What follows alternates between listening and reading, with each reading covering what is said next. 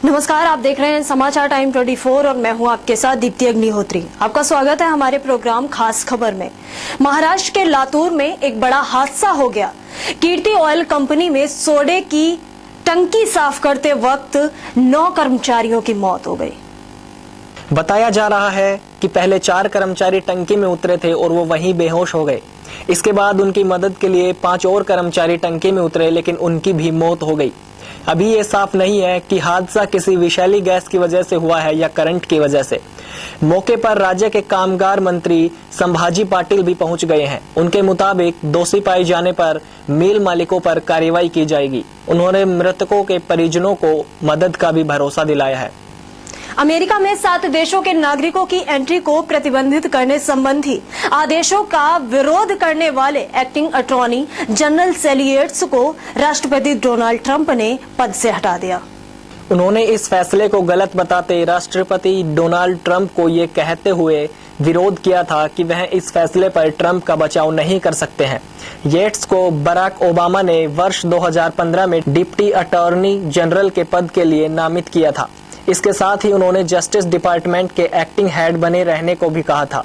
White house से जारी बयान में इसकी जानकारी दी गई है। गौरतलब है कि कुछ ही दिन पहले अमेरिकी राष्ट्रपति ट्रंप ने प्रवासियों पर अमेरिका में आने के रोक के साथ 7 देशों के नागरिकों पर अमेरिका में एंट्री पर प्रतिबंध लगा दिया था।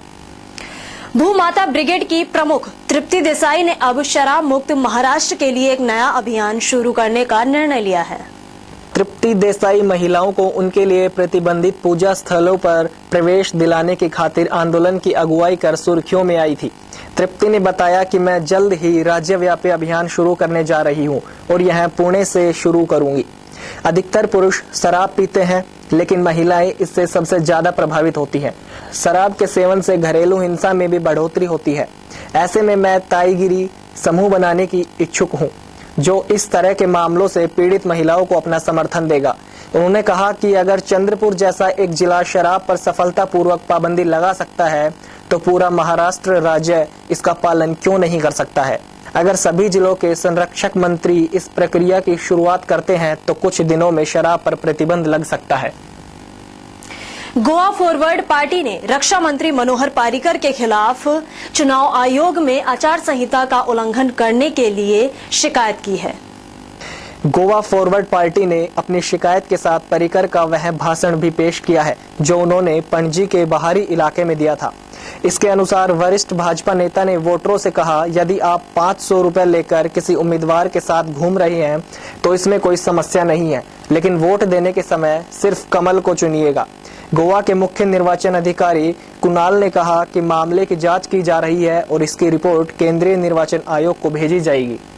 गुजरात में कारोबारी की नॉर्थ डकोटा स्थित हवाई अड्डे पर गिरफ्तारी के मामले में विदेश मंत्री सुषमा स्वराज ने अमेरिका में भारतीय राजदूत से रिपोर्ट मांगी है।